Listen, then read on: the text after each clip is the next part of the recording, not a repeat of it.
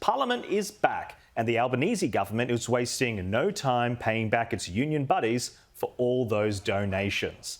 Labor actually moved so fast that one government agency, the Australian Building and Construction Commission, learnt it was going to be gutted after Labor broke the news story on the telly. As of Tuesday, the ABCC in its powers will be pulled back to the bare legal minimum. And some of the things that the ABCC's been doing, which I just think have been ridiculous rules, are gone altogether. So we will no longer be spending taxpayers' money determining what sticker someone's allowed to put on their helmet, whether or not a safety sign has to be pulled down because it's got a union logo in the bottom corner, or what flag might be flying at a building site. Those sorts of issues should never have been something for an official government regulator to be wasting taxpayers' money on. As of Tuesday, those offences are gone altogether. That's right. Workplace Relations Minister Tony Burke didn't consult with the construction industry watchdog before gutting it for his union mates. Instead, he went on to the ABC to arrogantly spruik the changes which would blindside the body. So why did Labor do this? Well, the ABCC is responsible for enforcing workplace relations compliance in the building and construction industry, an industry that has been hamstrung for years by the bullying and coercion tactics of the CFMEU. And as the Courier Mail reported in March, 85% of CFMEU construction division's top leadership across the country have either been fined for breaking industrial laws or are currently before the courts. Not surprisingly, the union loathes the ABCC, and Labor has long made it clear it intends to abolish the agency. But Parliament created it, and only Parliament can abolish it. But as we learnt on Sunday, Labor will hinder the ABCC even if it can't get legislation through Parliament. And even more worryingly, this ABC presenter didn't seem to care. Will you simply defund the ABCC if efforts to abolish it in Parliament fail? Oh, their funding on the pre-election costings that we released dries up anyway. So what happens? The body exists with no funding and no way to run. Yeah, and that's not unheard of. That's not unheard of. We're not going to fund something. It's a bit odd, isn't it? Oh, it is, and I hope the legislation passes, but we're not going to fund something that we think is a waste of taxpayers' money. So basically, Labor isn't going to fund the statutory institution responsible for enforcing workplace law compliance in a $360 billion industry. And instead of doing her job and asking Burke tough questions, she went gunning for the ABCC itself. Why is the head of the ABCC being allowed to keep his $450,000 a year salary while the organisation remains in limbo? Well, it's a statutory appointment, and so that continues until the legislation's repealed. And can you see how Australians would think $450,000 and not much to do? I would have loved to abolish the organisation yesterday. And the next day she did it again, this time to ABCC Commissioner Stephen McBurney himself. You retain, for the time being, your $455,000 salary. Is it right to earn that amount as your organisation faces being wound up? Patricia, in terms of my job, it hasn't changed. All of my powers, functions and duties are derived from my act. It soon became clear that Karvelas was effectively reciting Labor talking points, and false ones at that. Stephen McBurney, do you understand why people see your actions on Eureka flags and stickers as being an attack on unions, that it seemed that you were obsessed with these symbols? This is what's so frustrating for our staff. A worker cannot be pursued for this. A union cannot be pursued for this. The code only applies to contractors. There is only one solitary case dealing with this issue, and it's a case we won in the federal court. Well, it's Journalism 101, isn't it? Be across your brief. And Karvelas failed miserably on this count. Mind you, she wasn't the only one at the ABC who let the flags and stickers conspiracy go unchecked.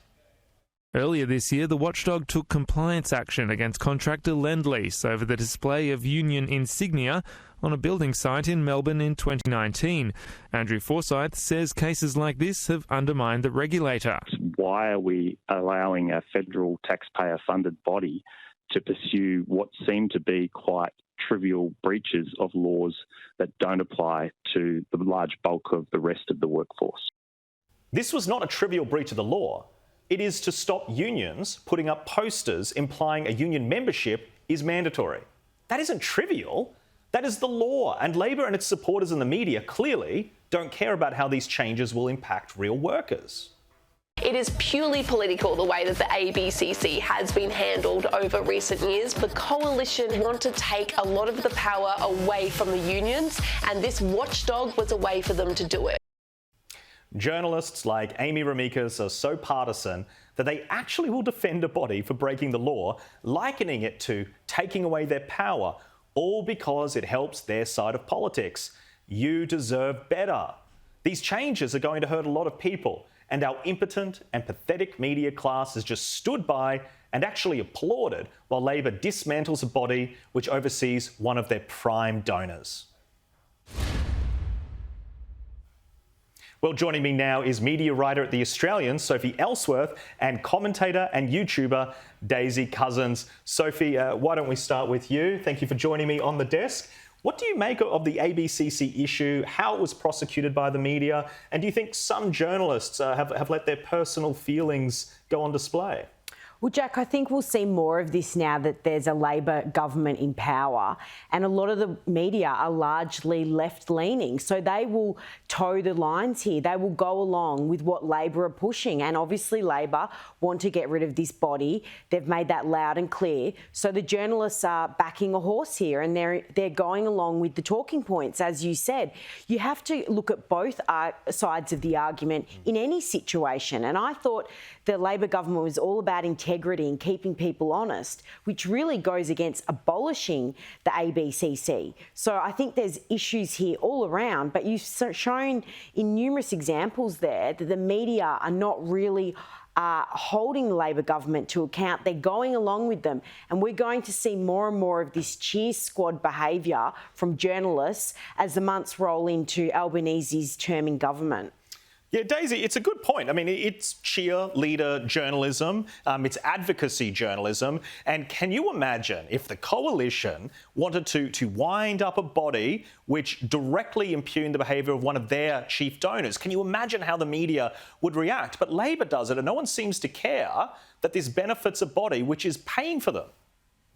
I know, it's pretty extraordinary. That was the first thing I thought was, wow, the double standard here is really, really quite extraordinary. And look, if the ABC is trying, which I'm assuming it is, to convey that it is not allegedly biased towards the left and towards Labor, well, it's really failing miserably with the way that it has reported on the ABCC. And I'll tell you what, in terms of Labor, it is so extraordinary that they're so keen to gut the ABCC, but they're still so keen about installing a federal corruption commission. I mean, I know that's not an exact parallel, but there's still two anti-corruption bodies. You know, there's no kind of consistency across the board there. And when I think about it, and again, the ABC will not point this out. I mean, gutting that body, aside from the fact that it oversees the CFMEU, which is one of Labor's kind of major buddy-buddy organisations, for me, it just reads like a point of principle. It was the coalition that set up this body in 2016,